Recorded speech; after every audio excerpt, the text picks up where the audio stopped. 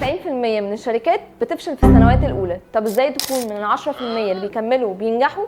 السر في خطه تسويقيه ناجحه.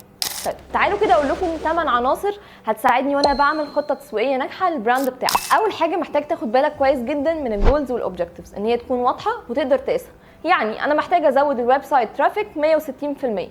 طيب مربوطه بزمن معين وليكن 6 شهور، فهنا انا باخد الهدف ده واقدر ان انا كمان اقسمه لمايلستون اصغر عشان اقدر ان انا احقق الاوبجكتيف اللي انا عايزه اوصل له. تاني حاجه، انت بتكلم مين؟ فانت هنا محتاج تفهم مين التارجت اودينس، اهتماماته ايه، محتاج ايه المشاكل اللي موجوده عنده عشان تقدر تكتب له محتوى يوصل للي هو محتاجه. هوب يلا ندخل في الديجيتال شانلز اللي انت بتختارها. في ناس بتفتكر ان دي اول حاجه لازم ان انا احددها، لا انا بحددها بعد ما بختار او بفهم مين التارجت اودينس بتاعي. رابع مرحله، جهز هاي كواليتي كونتنت يديله اضافه ويديله قيمه فعلا لما يقرا المحتوى. اما بقى لو عندك ويب سايت، خامس مرحله دي مهمه جدا، ان انت تعمل اوبتمايزيشن للويب سايت، ان انت تركز على الكلمات اللي الناس بتدور عليها او بتريسيرش عليها، وان انت تعمل ستراكشر قوي للويب سايت عشان يساعد اي حد بيعمل سيرش على جوجل.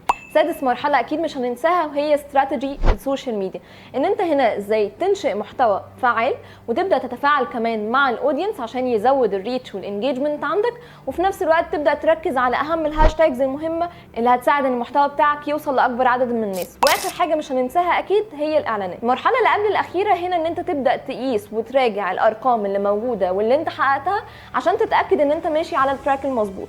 بناء على الجزئيه دي هنيجي لاخر مرحله اللي هي تعديل اي حاجه في البلان او في الاستراتيجي، وان انت تضيف اهم الترندز والاخبار الجديده اللي تساعد ان الاستراتيجي بتاعتك تفضل مكمله اقوى واقوى. لو لسه مش عارف تنفذ اي نقطه من النقط اللي اتكلمت عليها او في حاجه واقعه معاك، يبقى انت كده محتاج تتعلم اكتر عن الديجيتال ماركتنج. سيب لنا كومنت DM وهنقول لك تفاصيل اقرب دبلومه اللي تقدر تستفيد منها وتخلي البيزنس بتاعك ناجح.